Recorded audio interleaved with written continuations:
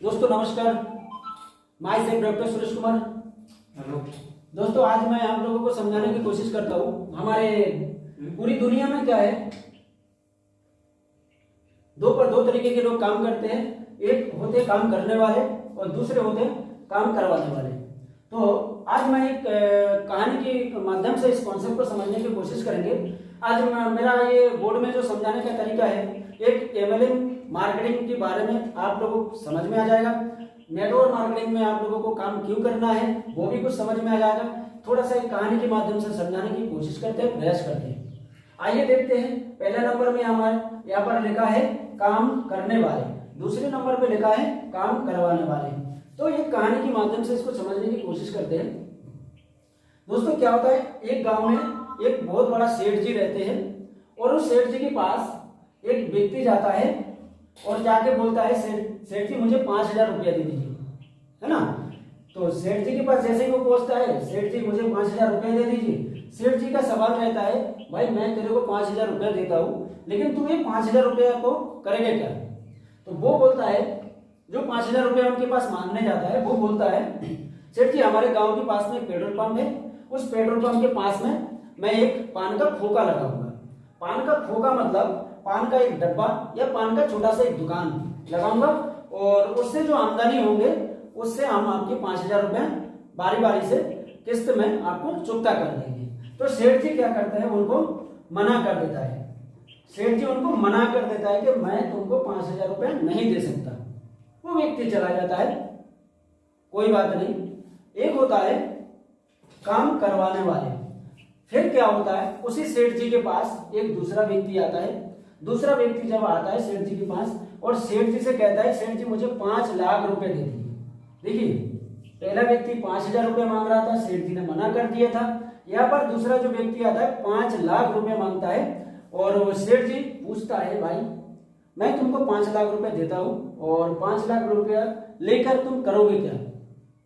तो सेठ जी को वो जो व्यक्ति होते हैं वो बताते हैं कि सेठ जी आप मुझे जो 5 लाख रुपए देंगे, उस 5 लाख रुपए से मैं 100 पेट्रोल पंप पे 100 पान का खोखा लगाऊंगा। क्या बोला उस व्यक्ति ने, बताया मैं इस 5 लाख रुपए से 100 पान का खोखा लगाऊंगा। मतलब वो व्यक्ति 5 लाख रुपए लेकर यहां पर बताता है 100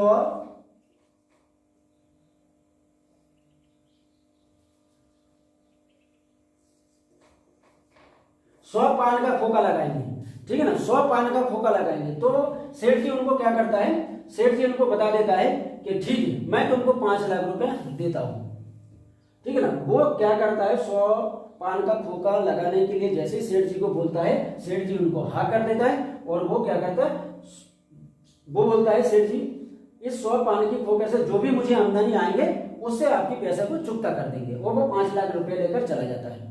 अच्छा, इसके बाद जो कॉन्सेप्ट शुरू होता है वो बहुत समझने वाली बात है। वही अगर आप लोग समझ जाएंगे तो शायद है कि नेटवर्क मार्केटिंग में और डायरेक्ट सेलिंग में या एमएलएम कंपनी में आपको काम करने में ज्यादा दिक्कतें नहीं आएंगी। तो क्या करता है, सेठ जी का जो मुनीम होते हैं वो मुनीम पूछता है सेठ जी से कि सेठ जी एक बात बताइए, हमारे तो दिमाग में कुछ नहीं आया कि एक व्यक्ति आया जो 5,000 रुपया मांग रहा था और वो बोल रहा था एक पान का खोखा लगाएंगे, उनके लिए आपने मना कर दिया कि तेरे लिए 5,000 रुपया हमारे पास नहीं है। और दूसरी साइड में दूसरा जो व्यक्ति आता है वो व्यक्ति आपसे 5 लाख रुपए मांगता है और आपने उसको 5 लाख रुपए दे देते। ये क्या कॉन्सेप्ट है मुझे समझ में नहीं आया। अच्छा, वो जो मुनीम थे, मुनीम तो मुनीम है और सेठ जी तो सेठ जी है। अच्छा, सेठ जी फिर उनको समझाता है, देखो भाई मैंने उनको 5 लाख रुपए इसलिए दिया, वो भी हम बता रहे हैं, और उसको 5,000 रुपए क्यों नहीं दिया वो हम बता रहे हैं। वो जो व्यक्ति 5,000 रुपए मांगने आए थे वो बोल रहा था एक पान